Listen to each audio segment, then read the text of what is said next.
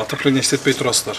Уходя, выключи свет и берегите электроэнергию. Забытые агитки советских времен снова актуальны. В Аше из-за общего дефицита электричества обрезают трехфазные линии.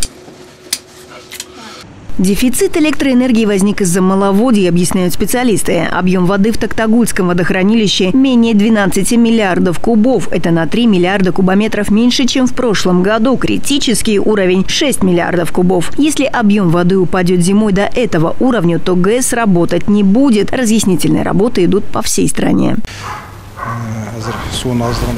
Мы очень хорошо понимаем ситуацию. Через СМИ несколько раз слышали, что в этом году очень мало воды, поэтому стараемся беречь электричество. Купили побольше угля. Этим мы помогаем государству. Однако сейчас есть и те, кто использует для обогрева исключительно электроэнергию. Каждый человек знает абонента, адрес, номер, что. Анкета и доклад не было. Неожиданно это. Подготовка.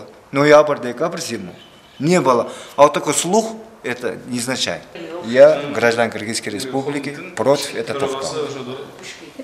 Как отмечают энергетики, информационно-разъяснительную кампанию они ведут с начала весны. О необходимости экономии электричества говорят как во всех СМИ, так и раздают информационные материалы по домам.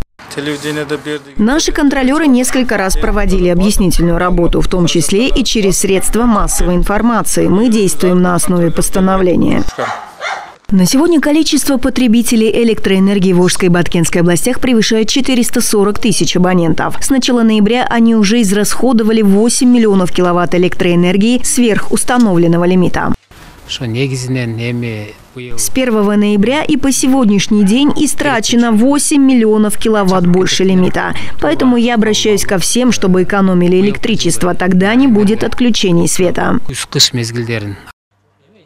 В целях сокращения неоправданного энергопотребления сверхустановленных лимитов вводятся ограничения на использование трехфазных линий на производственных предприятиях и в сфере услуг. Энергетики просят там, где это возможно, использовать альтернативные способы отопления помещений. Алена Смирнова, Зайнат Ибраимова, Эдиль Алиев, ЛТР Ош.